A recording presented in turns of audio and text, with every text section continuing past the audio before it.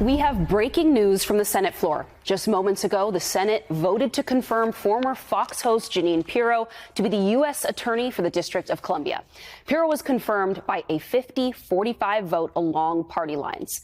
Pirro will be serving in that role now for 4 years. Senators Ruben Gallego, Mitch McConnell, Peter Welch, and Roger Wicker did not vote. Danny, I will go to you first, our resident lawyer.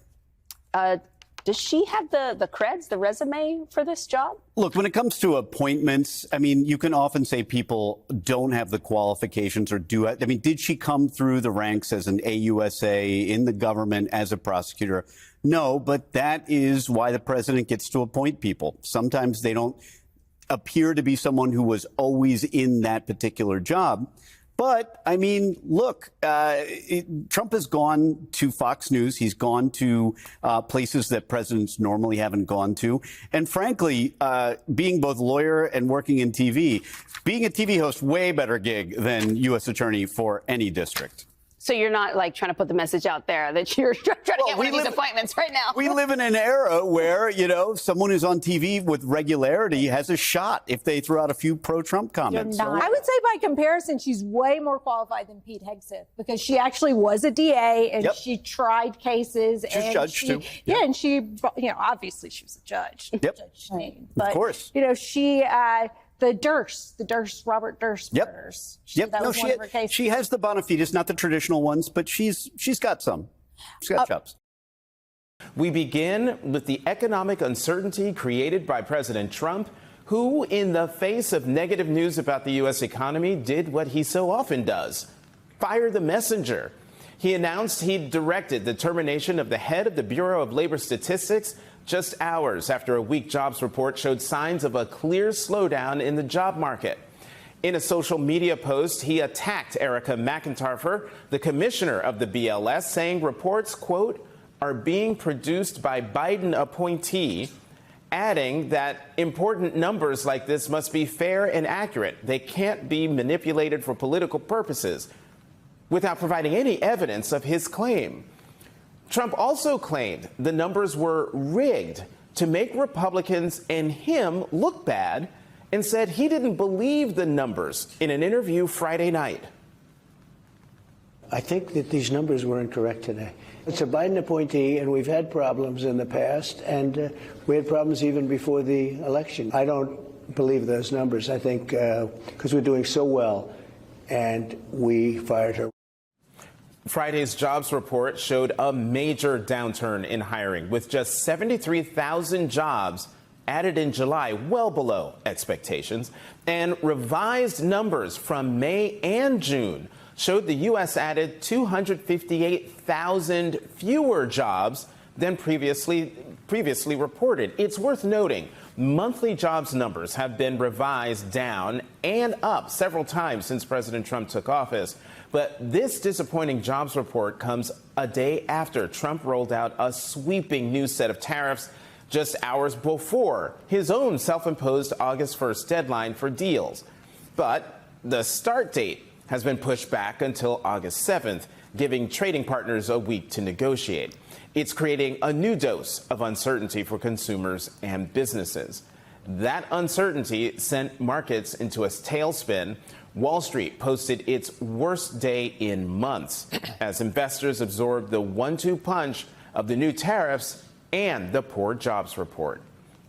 Joining us now, Courtney Brown, senior economics reporter for Axios, and former Senator Heidi Heitkamp of the great state of North Dakota. Thank you both very much for coming to the weekend. Senator, let me start with you, because I think people need to understand who Erica McIntyre is, the Bureau of Labor Statistics commissioner who the president fired.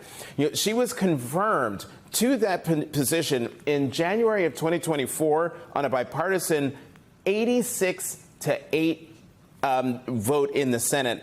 And I'm going to read from this poll quote here. Among the Republican senators who voted to confirm her included then Senator J.D. Vance of Ohio, who is now Trump's vice president, and then Senator Marco Rubio of Florida, who, as we all know, is, among other things, Trump's Secretary of State. So, Senator, given who this person is And given the reason why President Trump fired her, how will we ever be able to trust the jobs numbers going forward? How can we know that the data will be reliable?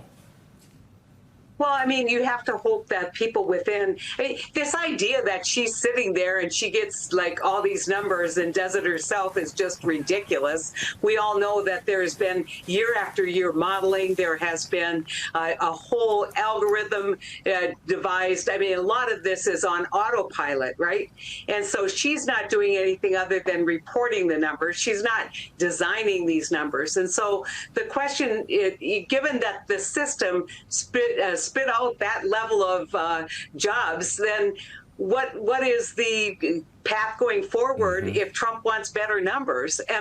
And you have to hope that people, economists and people who know how important this data is and how it's been developed over a long period of time and relied on over a long period of time, that they will resist any change to manipulation of the numbers. But we'll wait and see.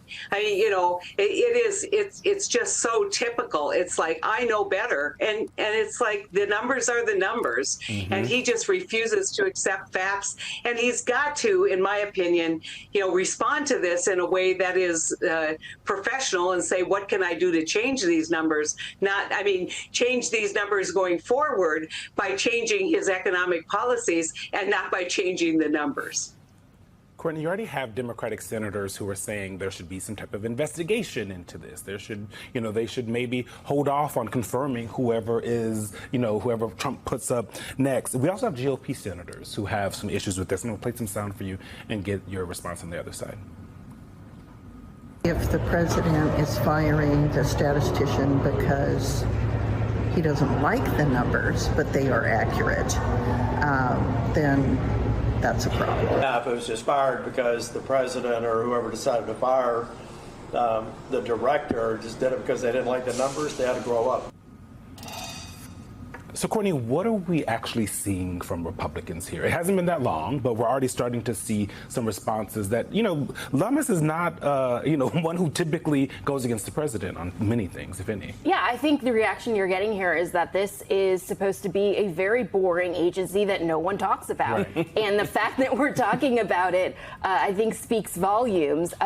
This is not a political agency by any means. What we know about the official who is acting on a temporary basis is that he's been at the BLS for years. He was an Obama appointee. So I think we can have some assurance that there will be no fudging of the numbers. But the fact that we're even asking this question, it's similar to the Federal Reserve and President Trump's pressure of Fed Chair Jay Powell. We're worried, I'm worried, my sources are worried, people on Wall Street are worried that whoever is next in the Fed chair post, there's going to be questions about their political independence. Courtney?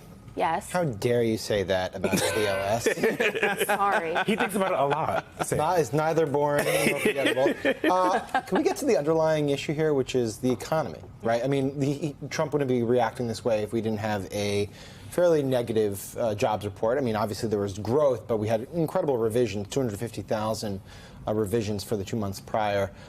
What's the sort of macro takeaway about the state of the economy that set Trump off to decide that he had to sack the head of this, as you say, boring agency? There is something kind of ironic here, which is because we got these revisions, because we got this jobs report, we thought the job market was chugging along all summer. Yesterday, 8:30, we learned, oh, actually, the economy has barely been adding jobs at all over the last few months.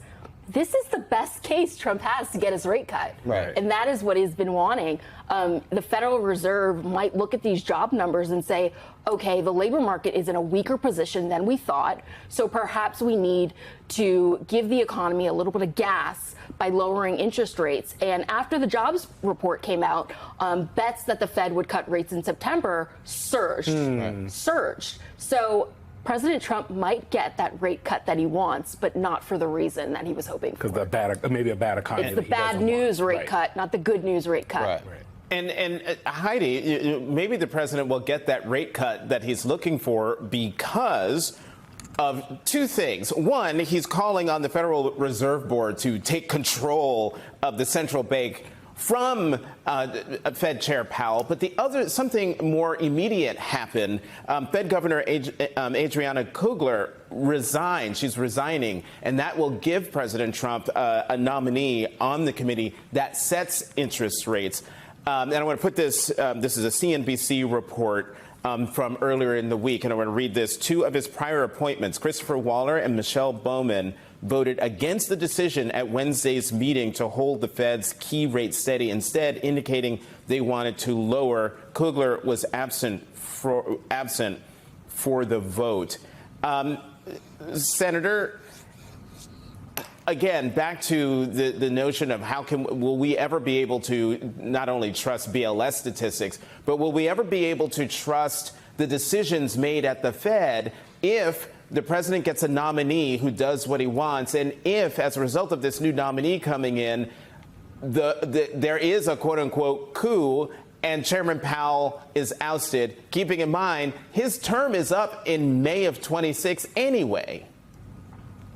Well, first off, that's why you have a lot of people who sit on the Board of Governors, is to avoid these massive swings based on appointments and based on politics. They have two jobs: keep inflation low and to keep employment full, or as full as what it can be. And the problem that you have right now for the Fed is they have two things coming at them. They have a low jobs report, which I think everybody anticipated, and it's not just Trump's economy. AI is taking a lot of jobs out of this market, and they haven't appropriately responded to that. So he's got a jobs report, but now he's got tariff inflation inducing tariffs coming at the Fed. And so they're going to have to balance this. And I think it's going to take more than one appointment to change how they look at numbers and how they think about it. And, you know, the president has done such a horrible job with fiscal policy going forward. We're going to let him run monetary policy, which is what the Feds do. That's another disaster moving forward. And you see the market respond to any argument that Jay Powell should be removed very negatively, because they don't want this administration running monetary policy. And so, you know, this is going to cause real, I think, a real examination within the Fed. But I don't think there's any threat that in the near term Trump's going to be able to take over the Fed. Senator Heitkamp, in the 45 seconds that I have left with you, sorry to ask you this question that's heavy, but Recep Tayyip Erdogan also did something like this in 2022. He didn't like his numbers, and so he got rid of the statistics chair. I was talking to some folks yesterday, and they said this is, again, an example of some of the backsliding of democracy that we've seen in this country. Do you have that concern? Absolutely. Absolutely. And I think it was heartening to see those two Republican senators say, oh, you know, grow up. The numbers are the numbers. And so hopefully we can count on a few people in the Senate to push back. Otherwise, you know, it's typical of autocratic governments. You don't like the numbers, just pretend they don't exist. Don't like the outcome, pretend it doesn't exist. Courtney Brown, thank you. Senator California Congressman Robert Garcia, thanks for joining us on a Saturday to talk. And Congressman, what questions and concerns do you have about this move of Ghislaine Maxwell from Florida to Texas? Well, the whole thing is very concerning, and it's not just this move, but I think every day more information comes out, and the real question is, what is Donald Trump hiding, and what is this cover-up that's happening clearly at the White House? Look, with Ms. Maxwell, she was not eligible at this moment for any type of transfer. The idea that she gets moved to a facility that is much less secure, where she can roam more freely, that quite frankly gives her the ability to be much more comfortable. This is someone who has, of course, been convicted of sex trafficking and done horrific crimes against women and young girls. The fact that she's moved to this new prison just within this week of meeting with Todd Blanche, who, as we know, is not just the deputy AG, but was Donald Trump's former personal lawyer, his personal attorney, should be very concerning. This is someone who is, for all of us, we're very concerned about her testimony, what she's trying to tell the Donald Trump Justice Department. She clearly wants a pardon or some kind of reduced sentence. And so we need to get the Epstein files released now. She should not have gotten transferred. And we're looking forward to her deposition in front of the Congress, where she will be asked the tough questions. I was just going to say, you're asking to speak with her. And Friday, the House Oversight Chair, James Comer, agreed to postpone Maxwell's scheduled August 11th testimony before Congress until after her appeal to the U.S. Supreme Court is resolved. What do you make of that decision to delay the testimony? Yeah, I mean, there are three pieces of that testimony, two of which we agree with. We agreed as a committee that we're not going to allow her and give her full immunity. We're not going to allow her to essentially pick her questions and get those in advance. On the third piece, on the date, we wanted something in August. We wanted it to happen in the next couple of weeks. So we do not agree with this delay. It's clearly a stall tactic. At the end of the day, that's Chairman Comer's decision. But we want her in front of the Congress in a bipartisan way now. And it needs to happen now because there's so much happening with the Epstein files, and clearly Donald Trump's wanting to hide them. And so, look, at the end of the day, they can make that decision. The Supreme Court appeal, I don't think is hopefully not going to get anywhere. This is someone that has been convicted for horrific crimes. And it's important that right now we're censuring the victims who also deserve justice. And so what we've told the DOJ and Donald Trump as part of our subpoena as well is it's time to release the files, documents, and videos to the public. Stop hiding things and let's get it out. Prosecutors and the judge in Maxwell's trial said that she lied under oath and failed to take responsibility for her actions. Why would the Deputy Attorney General, Todd Blanche, believe that he would get truthful, valuable information from her? And in that same vein, Congressman, what do you think lawmakers will learn from her if all of these different entities have called her a liar? So one, I'm not convinced that the Deputy AG wants all accurate information from her. I think that, I think we have to be really suspicious about what it is that Donald Trump and the DOJ actually want from Ms. Maxwell. It's clear that she might be willing to say whatever it takes to essentially target certain folks and not target Donald Trump. And that's what we're really concerned about. Look, it's really important that she come in front of Congress in a bipartisan deposition so that we can hear from her directly and ideally take what she says there and then corroborate that information with what's actually in the Epstein documents. We cannot just take her word for it. We've got to be censoring the victims. We've got to be censoring those that have been impacted, the women, the girls. She is a known liar. She's been convicted of horrific crimes, and this idea that she should be moved to a better prison or somehow she should be getting some sort of pardon or special treatment should concern every single American. This is not a good person, and it's very concerning that a lot of folks right now across the country are in some ways lionizing her. You mentioned censoring the survivors. The president just said that he believes Todd Blanche conducted this interview with Maxwell personally because he is trying to ensure that people don't get hurt. Who do you think the president is referring to there? Himself. I mean, the president, he cares about one person, and that is himself. His entire approach has been about protecting himself. We know that Donald Trump is in the Epstein documents. I mean, the DOJ had told Donald Trump, we know this already, it's been reported, widely reported. So we know Donald Trump's in the documents. We know that he had a very close relationship with Epstein for 10, 15 years. In fact, they call themselves very close friends, as we know in reports as well. And now all of a sudden, you have the president who campaigns on this release of the files and then flip-flops. This is a betrayal. It's a betrayal to the country. It's a betrayal to his supporters. And clearly Donald Trump is lying and hiding something. And so we owe it to the American public and to the survivors and the victims to get the information and to get to the truth. You're really putting in work considering the House is on recess. So let's turn to immigration, though. You and 11 other Democrats filed a lawsuit against the Trump administration to ensure members of Congress can access ICE detention sites. That's, of course, after several of your colleagues were blocked from conducting oversight at those facilities. Have you received a response from the administration?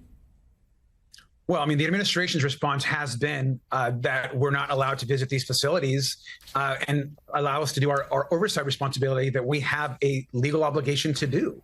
And the reason we filed this lawsuit is because all of us have tried to visit these detention centers. We've gone with the laws that are in place now, which allow us to essentially visit these centers and conduct essentially that visit on the spot. That has been the tradition in this Congress, and it is actually in the law. And so for them to now say that, oh, we need to give them a 7-day notice or we need to give them more time to schedule these is complete BS. They do not want us going to these facilities. And why? Because we already know that these facilities are people are not being treated well. Some people don't have access to food. Some people we know don't have access to their legal representation. They're already taking away due process from all kinds of people across this country, citizens, non-citizens, migrants, students. And the idea now that they want to not allow members of Congress our ability to do oversight is incredibly concerning, which is why, of course, we have filed that suit. And of course, as you mentioned there, the Trump administration claiming that it's because these requests aren't coming in a timely fashion. Congressman Robert Garcia, thank you so much for being with us. This week, the Republican-controlled Senate narrowly confirmed President Trump's former personal criminal defense attorney, Emil Bovee, to a lifetime seat on the Third U.S. Circuit Court of Appeals. It did so following Bovee's contentious 6 months as a senior official at the DOJ. 3 whistleblowers came forward with allegations of misconduct by Bovee, including a claim that he told staff to ignore court orders, which he denied. Despite those allegations, only 2 Senate Republicans joined Democrats in voting no on his confirmation. At 44 years old, Bovee will have a hand in shaping the law for decades to come and will sit just one rung below the Supreme Court. Joining us now, Quinta Jurecic, staff writer for The Atlantic, and Christy Greenberg, MSNBC legal analyst and former federal prosecutor. I want to start with you, Quinta, because you wrote something in The Atlantic this week. Emil Bovee is a sign of the times. Quote, whatever approach Bovee takes from here, his path so far has demonstrated that total sycophancy to the president can be a fantastic career move for ambitious lawyers, especially those for whom other avenues of success might not be forthcoming.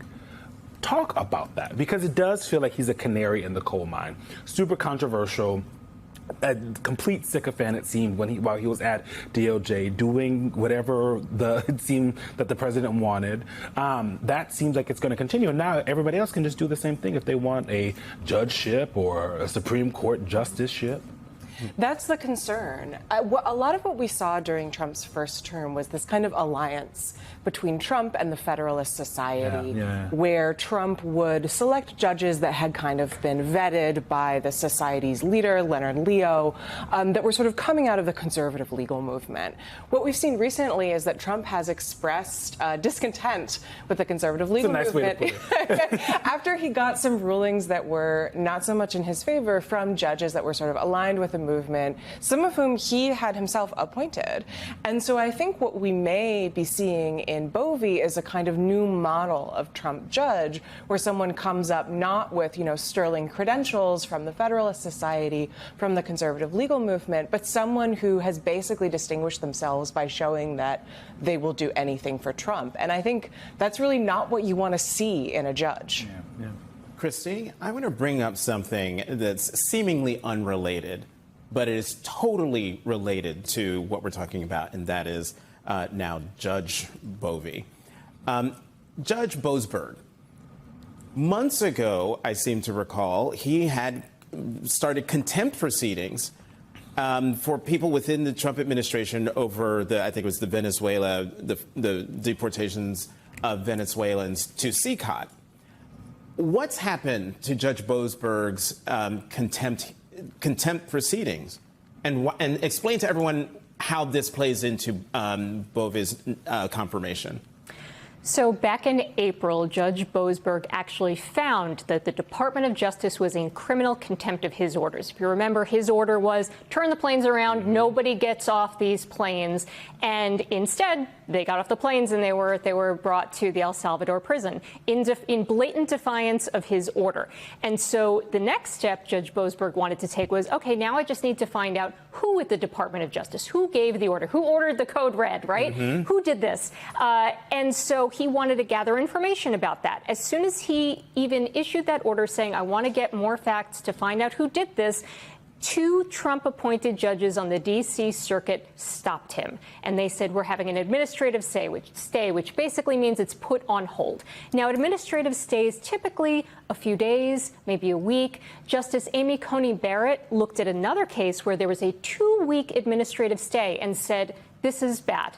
This should not take this long. We are now going on several months where there has been an administrative stay, in this case, to halt these contempt proceedings. Why? Because we know from the whistleblower that it was Emil Bovee who gave the order to defy Judge Boasberg's order. And we know from an email that he produced, like he had receipts. There's an email saying that it was now Judge Bovee who gave that order. So if those contempt proceedings had gone through, all of that evidence would have come out. And we would be not talking about Judge Bovee. We would be talking about likely Bovee being held in contempt.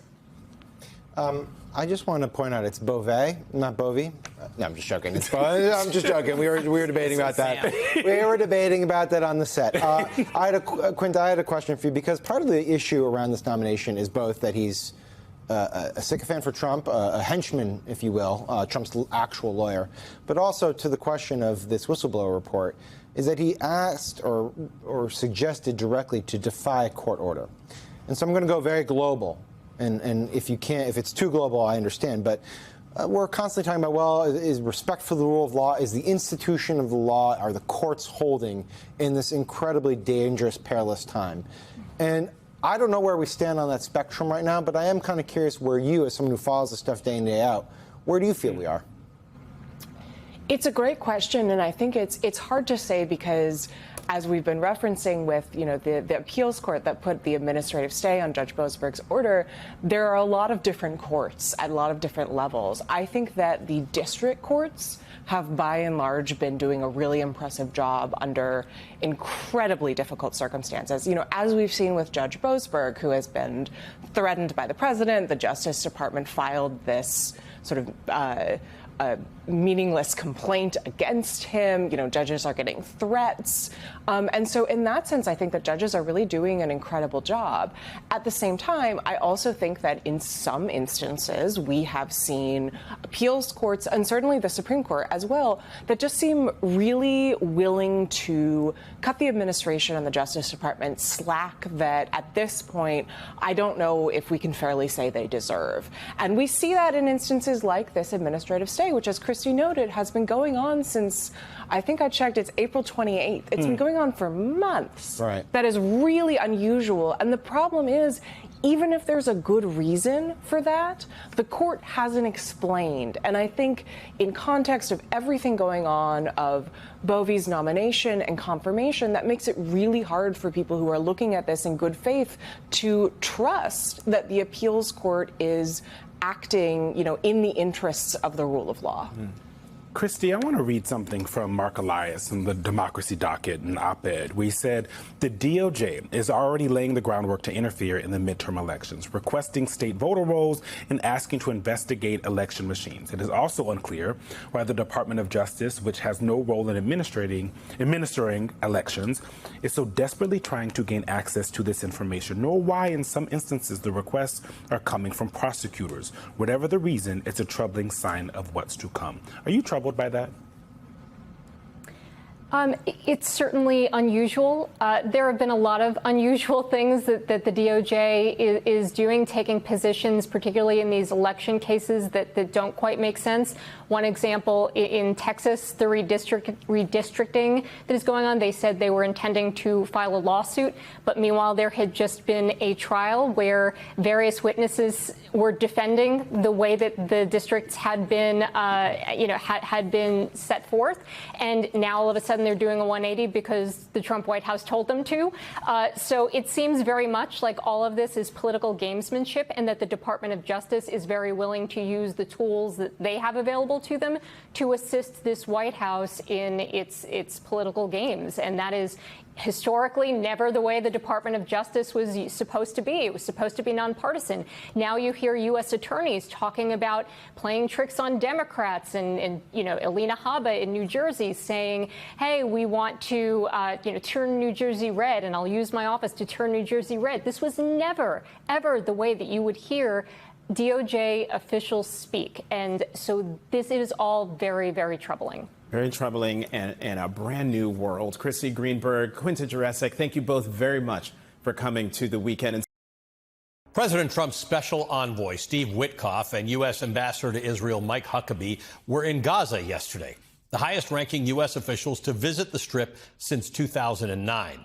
It's not immediately clear who was in charge of orchestrating the trip and its itinerary, but it did take place one day after the pair met with Israeli Prime Minister Benjamin Netanyahu in Israel.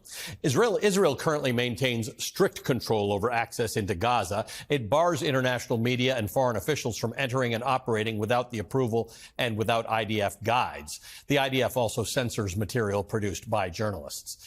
The visit comes days after Trump acknowledged that there is, quote, real starvation taking place in Gaza, and the U.S. would do more to help the situation. So why did the president send these two particular people, one of whom is a real estate developer and a golfing buddy? President Trump is a humanitarian with a big heart, and that's why he sent Special Envoy Witkoff to the region in an effort to save lives and end this crisis. President Trump is a humanitarian with a big heart. Less than 1 week ago, when asked about taking concrete steps to pressure the Israelis to end the starvation in Gaza, the humanitarian with the big heart expressed anger that he wasn't being thanked for all the food he's already sent to Gaza and claimed no one else was sending food aid. But he's a humanitarian with a big heart. Witkoff and Huckabee both independently posted pictures from the trip on X. You are seeing them now. You can use your own judgment as to the truthfulness and goals and messaging behind these slick and highly produced pictures taking place with so much ongoing suffering. As you can see, Witkoff wore a black MAGA hat. He wore aviators, flak jacket, and a dark print camo long-sleeve quarter-zip sweater, which didn't actually help him blend in. As to what they did, Witkoff wrote that they spent, quote, over 5 hours inside Gaza, level-setting the facts on the ground, assessing conditions, and meeting with GHF officials and other agencies in order to give Trump a clear understanding of the humanitarian situation, end quote. Huckabee added that they wanted to, quote, learn the truth about GHF aid sites while simultaneously proclaiming that GHF delivers more than 1 million meals a day, an incredible feat, exclamation point. GHF, the Gaza Humanitarian Foundation, is the controversial U.S. and Israeli-backed organization that has predominantly been in charge of aid distribution in Gaza since late May. Distribution is often chaotic at the 4 sites, which are guarded by American security contractors, with armed Israeli soldiers also providing security at the sites and the roads leading to them.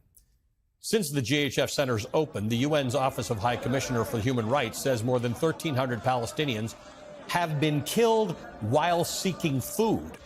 859 of those killed were in the vicinity of the GHF sites. 514 of them were along routes of food convoys. The organization says most of the killings were committed by the IDF. This week, 2 leading Israeli human rights groups accused their own country of genocide. This is the first time any major Israeli rights groups have publicly come to that conclusion. Also this week, Prime Minister Keir Starmer announced the United Kingdom plans to recognize a Palestinian state in September. This follows a similar announcement by France. Now, while more than 140 countries already recognize Palestine as a state, these will be the first of the G7 group of industrialized nations to do so. Prime Minister Mark Carney says Canada will do so as well, noting that the, quote, level of human suffering in Gaza is intolerable. This is the place the man tasked by the president with bringing about a peace deal wore a Make America Great Again hat.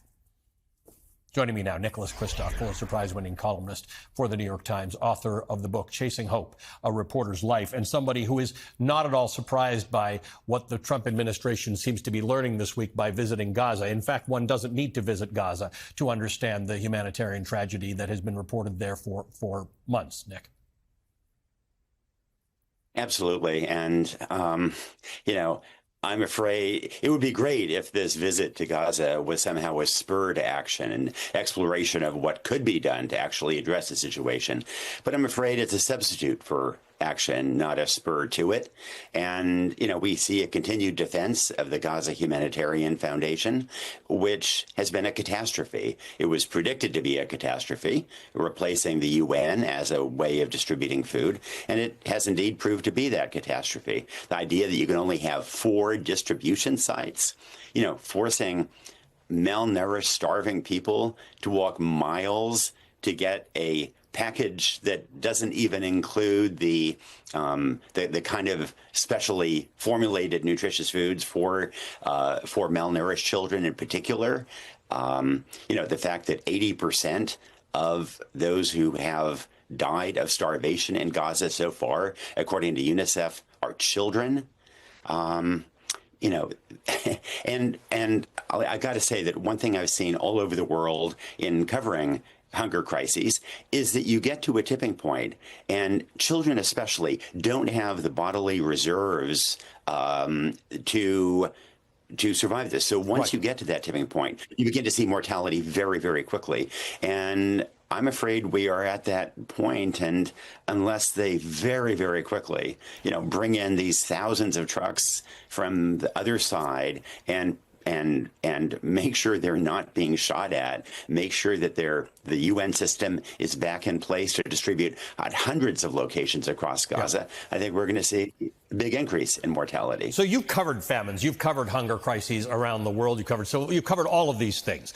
And in many of these places, there isn't actually access to food, ready access to food. But in the region that Gaza sits, there is no shortage of food at all.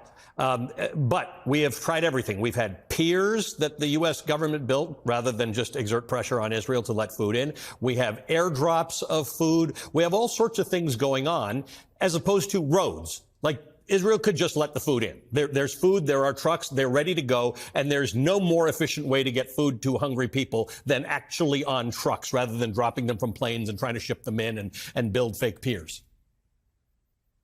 Oh, that's exactly right. I mean, if you think about the airdrops of food, which we tried earlier, and which in the end actually killed 5 starving people that they landed on, we did the Berlin airlift in 1948 because the enemy, the Soviet Union, had blocked road access. Well, this time we've used airdrops because a ally who we are providing weapons to was blocking road access, in effect. And, this isn't just a failure of the Trump administration. It was also a failure of the Biden administration. And it's failure to use the leverage that we have by providing the weapons and not insisting that food be provided to starving people, especially when it is children who are disproportionately doing the dying. We have that leverage. Past presidents have periodically used it. It's not easy, but the upshot of our failure to use it is we are complicit in this starvation and in these deaths. And we're starting to see global pressure. We're starting to see, even in the United States, the Senate, many more senators now voting in favor of conditioning aid to Israel. But back to the food point for a second. The Israelis say that people are rioting and they're getting violent to get the food. David Miliband, who has experience similar to yours around the world, says if you just provide the food, you take away a whole lot of the tension around getting the food, the trekking to these 4 sites, the fighting over what food is available. You can actually remove the violence from the situation or the fact that you've created food into this super valuable commodity by just providing enough of it. I think that David is right about that it's the absence of food that is creating the riots. It is also true that the insecurity is a real problem. That insecurity flows from the fact that Israel has refused to create a post-war governance structure. It has refused to allow the Palestinian Authority, for example, to take over. It has refused to think about what the day after is. And, originally, the Hamas police force, the civilian police, were providing security for convoys. And then the IDF began shooting those escorts. And so then the convoys were unescorted. In addition, Israel was backing clans that were kind of gangster clans opposed to Hamas to create an anti-Hamas force. But then those gangs have apparently also been attacking the convoys. So the insecurity issue is a genuine problem in this initial phase, trying to bring food in, but it's a problem that has been created by the failure to allow some kind of a governance structure like the PA in Gaza. Nicholas, good to talk to you. Thank you, as always, for your great reporting on issues like this. Nicholas Kristof is a Pulitzer Prize winning columnist for the New York Times.